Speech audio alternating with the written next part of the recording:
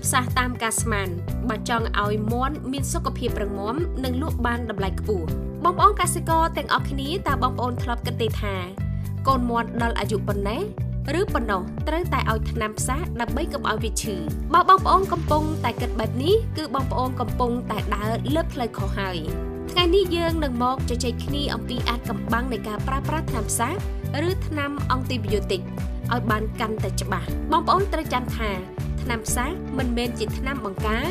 ឬជាអាហារបំពន់ឡើយហើយក៏មិនមានការកំណត់ថា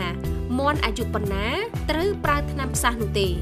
ថ្នាំផ្សះគឺសម្រាប់តែប្រើប្រាស់នៅពេលដែលមាន់មានរោគសញ្ញាច្បាស់លាស់ដូចជារីកខ្លាំងហើមសន្លាក់ឬមានបញ្ហាផ្លូវដង្ហើមធ្ងន់ធ្ងរប៉ុណ្ណោះយោងតាមច្បាប់គ្រឹះនៃអ្នកចិញ្ចឹមមាន់អាជីពបើគ្មានរោគសញ្ញាគឺមិនត្រូវប្រើថ្នាំផ្សះឡើយ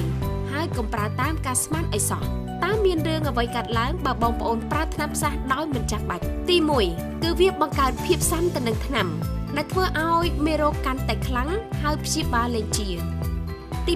2វាបន្សល់សំណល់ជាតិពុលនៅក្នុងសាច់និងស៊ុន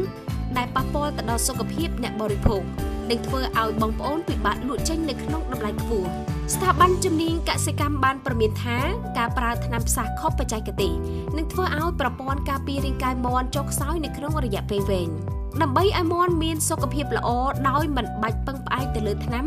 បងប្អូនគ្រាន់តែអនុវត្តតាមជំហានងាយៗរក្សាទ្រុងឲ្យស្អាតនិងស្ងួតជានិញផ្ដល់ទឹកស្អាតនិងចំណីដែលមានគុណភាពចាក់វ៉ាក់សាំងការពារជំងឺឲ្យបានទៀងទាត់តាមកាលវិភាគនិងកាត់បន្ថយភាពតានតឹងកុំដាក់មាន់ណែនទ្រង់ពេកសូមចងចាំថា